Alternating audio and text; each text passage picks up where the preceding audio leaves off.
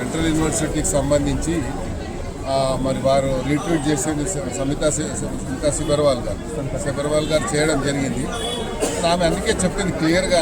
ఏం చెప్పిందంటే, నేను పంపించే రీట్వీట్ చేసింది అక్కడ ఉన్నటువంటి ప్రాక్టికల్గా వాస్తవంగా ఉన్నదాన్నే చేశానని చెప్పారు.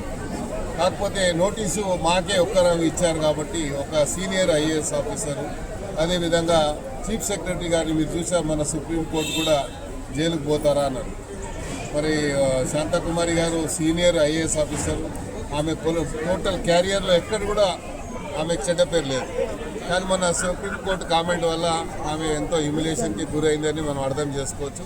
ఎందుకంటే ఒక మంచి హానెస్ట్ ఆఫీసర్కి ఇలాంటి చివాట్లు రావడం అనేది బాధాకరంగా, మాకు కూడా బాధాకరంగా ఉంది. ఎందుకంటే ఆమె పూర్తి క్యారియర్లో ఎక్కడ కూడా ఆమెకు ఒక చిన్న మచ్చ కూడా లేకుండా ఆమె పనిచేసుకుంటూ వచ్చాది. అదేవిధంగా సబర్వాల్ గారు కూడా చాలా హానెస్ట్ ఆఫీసర్, ఆమె కూడా స్మితా సబర్వాల్ కూడా.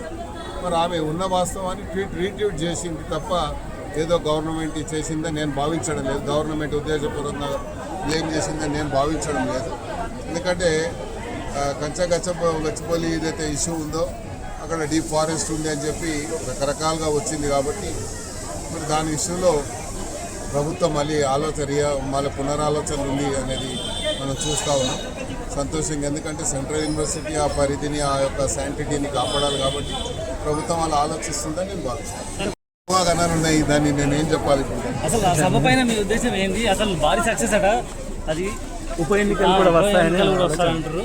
దానిపైన కేసీఆర్ గారిని చూడాలని ప్రజలు చాలా మంది ఎప్పటి నుంచో నిరీక్షణ జరుగుతుంది కాబట్టి, ఆయన ఈ పెద్ద సభకు వస్తుంది కాబట్టి నేను కూడా అనుకుంటాను ఆయనను చూడడానికి పెద్ద సంఖ్యలో వస్తారని నేను కూడా భావిస్తాను.